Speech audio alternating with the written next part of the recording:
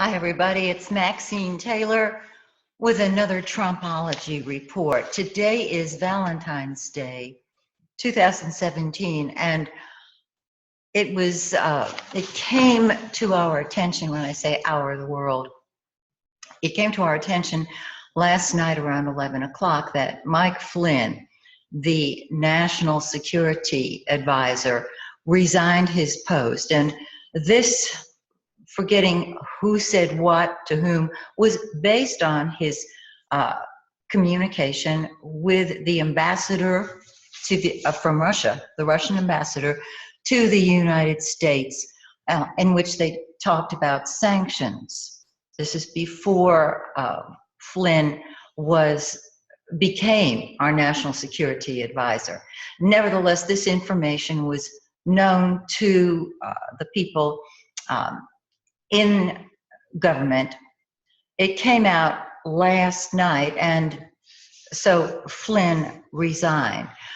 If you have not seen my video on my Trumpology Report of the February forecast for the United States, I am going to give you a very simple picture, astrologically, of what is going on so that you can put it into place.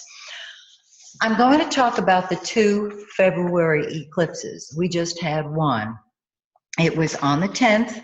It was in 22 degrees of Leo. We're going to have another one on the 26th in 8 degrees of Pisces. Now, let me just give you a little brief picture of eclipses. We feel the effects of an eclipse approximately a week before it begins, and the effects continue till the next pair of eclipses come along, which are several months away. I believe the next pair are in August. I'm so busy with the February eclipses. That's what I'm focused on. But they're strongest 3 to 4 months after they occur. So if you go February, March, April, May, and June, we will feel again the effects of these 2 eclipses. They're very, very strong. So I have here a very simplified version of the United States chart. The moon, Uranus, and the ascendant. For those of you who study astrology, I use the Gemini rising ascendant because it works for me. You may be using a different US chart. There's more than one going around, but this is the one that works for me.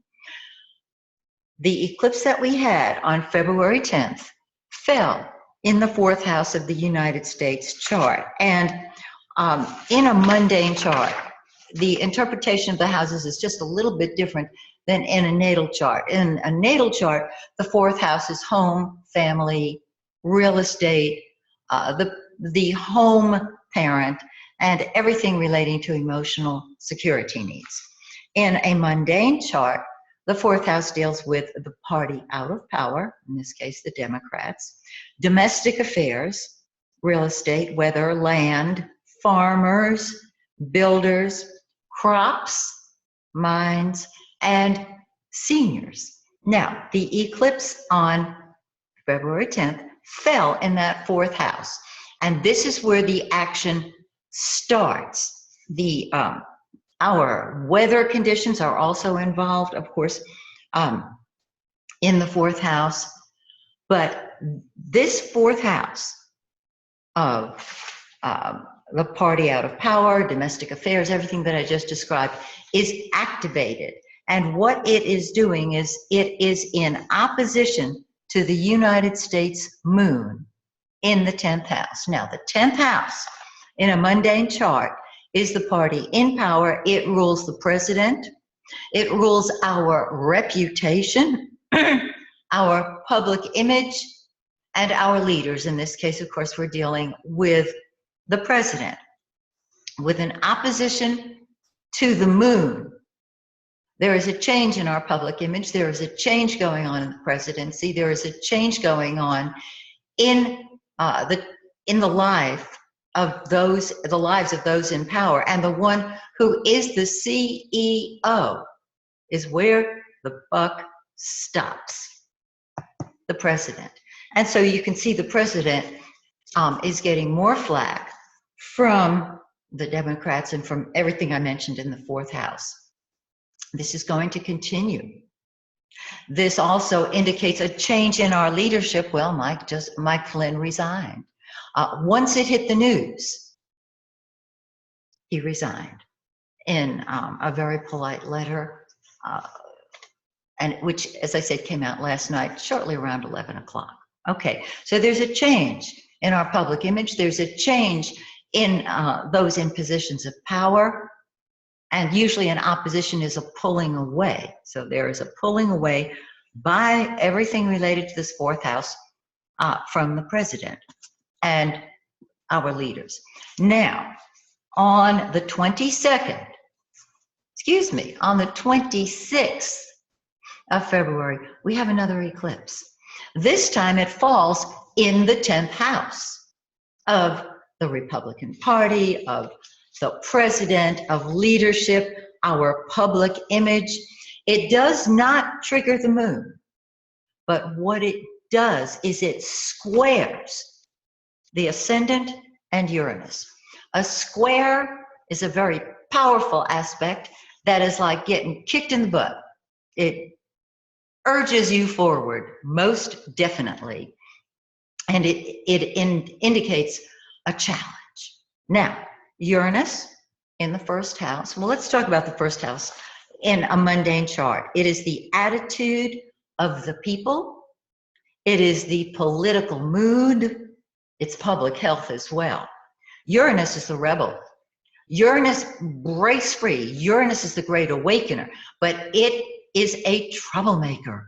If you tell Uranus it can't do something, Uranus says, oh yeah, watch me. And so there is a very rebellious tone among the personality, as it were, of the United States. Now, the eclipse on the 26th also squares the ascendant. The ascendant is the most personal point in the chart. It is the most personal, most powerful personal point. And so this particular eclipse means that the president and those in power can really stir up the populace, really cause rebellion on whatever level.